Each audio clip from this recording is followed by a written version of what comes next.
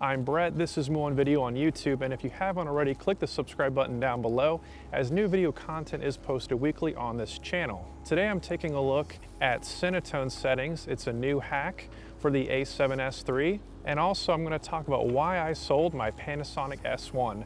So now, with all that out of the way, let's get started.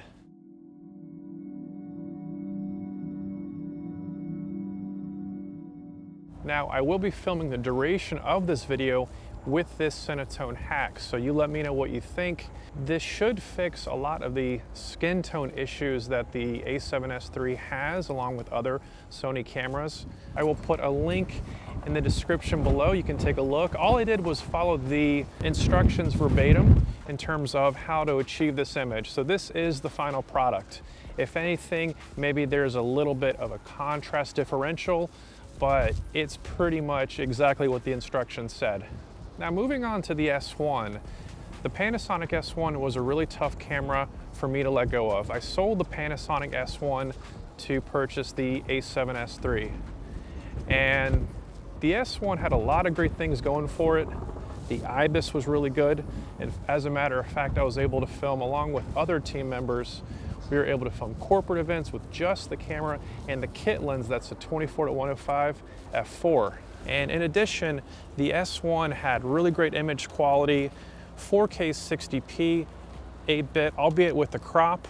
I found that to be perfectly fine for most events. As a matter of fact, I didn't purchase any additional lenses for a while just because the 24-105 really covers a lot of ground. The autofocus gets a bad rap, but I gotta say that the stills autofocus on the S1 was really good. The only issue was the video autofocus, and even though Panasonic does a really good job providing support and updating camera systems to add value over time, even with firmware 1.7 on the S1, it still wasn't quite giving me the results I wanted.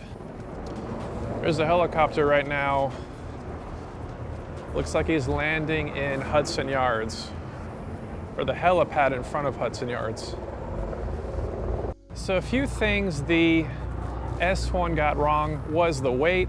The weight was an issue in terms of how heavy it was, coming from especially the GH5 and those smaller body cameras. However, they have circumvented that issue, at least somewhat, with the S5. In another video, I covered the best autofocus settings for the S1. I believe that was in the 50mm f1.4 review. That was all the S1 with the 50mm prime. And when you film with the APS-C crop, you get really good results. In particular, if you stick with that Autofocus AFS, that setting. So what I would usually do is film 4K 60p APS-C crop and AFS, and that usually gave me the best results. Check this boat out, Cornucopia Destiny. Context is key, because I remember vividly in 2019 where video autofocus was a great thing, but it wasn't the biggest issue. It feels like now it's the biggest issue. And for the longest time, I was able to get really great video with just manual. And I would say oftentimes the colors on the camera were better than a lot of other manufacturers. Now, I sold the S1 in full knowledge that the internal 6K firmware update is coming to the camera, just because even with internal 6K, number one, I don't really use 6K. I've never had a client request 6K, so that really wasn't a big feature for me. And overall, the things I really needed from the S1 were just dependable video autofocus and a lighter body. So while on the topic of autofocus, hopefully the GH6 has a much better autofocus system. Phase detect would be a very nice addition to the GH series. And really, you want good autofocus when it comes to these things.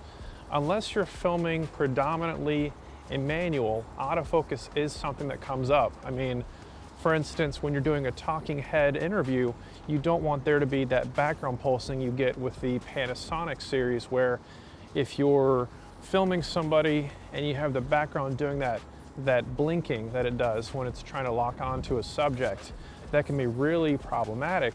So I've been filming this entire video with the Cinetone hack. What do y'all think? How am I looking? How are the colors looking? So anyway, thank you very much for watching, and as always, if you found this video helpful or insightful, please give a big thumbs up, subscribe to the channel, comment below, let me know what you think, and I'll see you in the next one.